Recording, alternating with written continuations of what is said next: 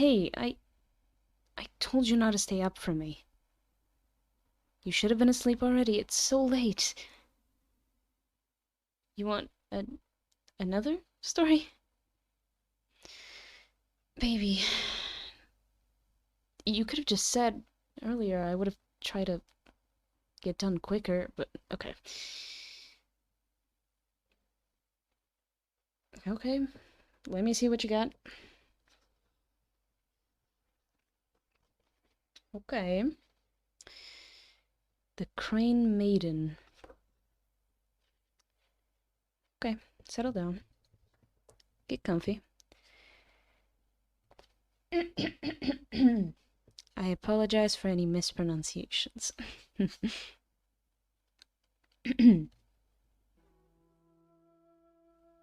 Tian Kunlun was a bachelor who lived alone with his elderly mother, whose one desire in life was to see her son happily married before she died. It was a desire that Tian keenly shared, but they had little money, and he had little chance of finding a suitable bride. Not far from their home was a beautiful pool of clear, fresh water, shaded by willows and fringed with rushes. One day, as Tian was on his way to the fields, he heard the sound of girls' laughter coming from the pool, and creeping as silently as he could through the rushes, Tian edged nearer to the water to see whose voice sounded so sweet. Before him he saw 3 of the most lovely maidens he had ever set eyes on, playing and splashing in the pool, their clothes piled on the bank near him. Entranced, Tian watched for a while, gazing at their beauty, when suddenly he sneezed loudly. Why, man? You fucked up. Instantly, the 3 young women turned into 3 white cranes, and beating their fine wings, they flew from the water. 2 of them swooped and picked up their clothes and soared away, up and up into the clear sky. But the 3rd was not fast enough, and Tian managed to reach her clothes before her. The bird circled him for a moment, and then returned to the water, again taking on the form of the beautiful maiden Tian had seen first. Bashfully, she begged him to return her clothes, but first he insisted on knowing who she was. "I am a daughter of the High God, and those 2 were my sisters," the girl answered. "Our father gave us the clothes to pass between heaven and earth. Without them, I cannot return to our home." Again, the girl pleaded with Tian to return them, adding, "If you do give them back, I shall gladly become your wife." Tian accepted the offer, thinking what a perfect wife the daughter of the High God would make any man, but he feared that if he returned her clothes, she would simply fly away, and he would never see her again. I know where this is going. Manipulation. Instead, he gave her his own coat and leggings, and carried her clothes home with him. The Crane Maiden unwillingly followed behind him. Tian's mother was thrilled that her son was to marry such a beautiful and high-born girl, and their wedding feast was long and lavish, all their friends and neighbors sharing in their joy. The couple lived together and learned to love each other, and after a time they had a son, whom they called Tianzhang, and on whom they both doted. Some years later, Tian was called away to fight in the wars on the borders of China, many, many miles away from his home. Before he left, he called his mother to him and showed her his wife's celestial clothes, and begged her to keep them well hidden so that she could never put them on and fly away to heaven. She promised she would, and found a safe hiding place. Tian then said a tearful farewell to his wife and son, and set off for the wars. After his departure, the young wife asked her mother-in-law every day for a look at her old clothes, just a quick look. "If you will let me see them only once, I shall be happy," she told the old lady. Seeing how desperate the girl was to see them, and fearing for her health if she continued as she was, the woman relented.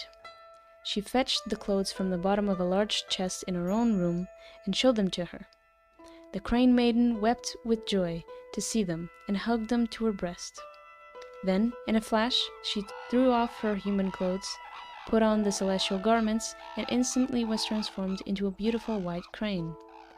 Then she flew out the window before the old lady could stop her, up into the clear sky. Who could have guessed? Manipulation doesn't work. When Tian returned from the wars, his mother told him the news of the Crane Maiden's flight, but both knew that there was nothing they could do to bring her back.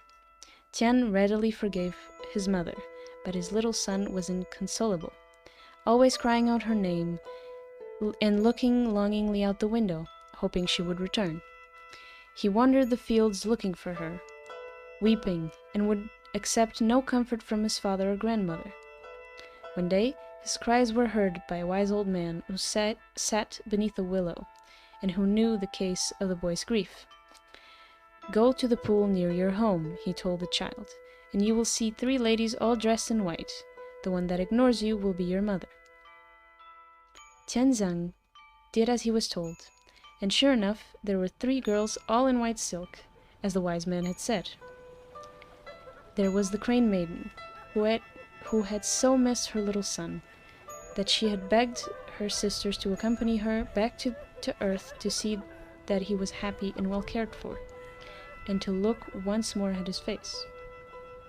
Tianzang boldly walked up to the women, and 2 of them cried out, "Sister, here is your child to see you." But the Crane Maiden looked away, her eyes wet with tears of guilt and joy intermingled. The boy then knew that this was his mother, and ran to her. And seeing this, the girl broke down and took him in her arms, embracing him as if she would never let him go, weeping and crying, "My son, my son."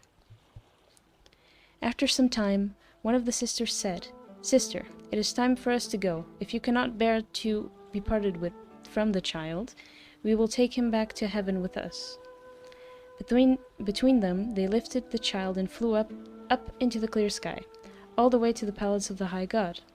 He was delighted his daughter was no longer unhappy, and also greatly taken with his grandson, whom he taught personally, telling him of all the things of heaven and earth.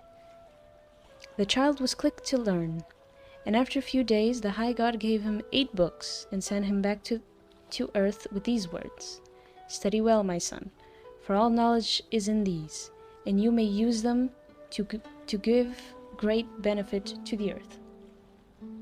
So, Tianzang returned to Earth, where he found that not a few days, but 20 years had passed on Earth, and that he was a young man. He tried to find his earthly family, but his grandmother had died, and his father left for the mountains of the west in grief for having lost mother, wife, and child. So, Tianzang devoted his life to studying the 8 books, and armed with knowledge the high god had given him, he became a renowned scholar and judge. He was granted a high place at the emperor's court, and was famed throughout the land for his wisdom and his desire to help mankind. And thousands of miles away, in the mountains of the west, the aged Tian heard of the news of his son's fame, and was content. What does this teach us? Don't blackmail people. It doesn't work. Good night.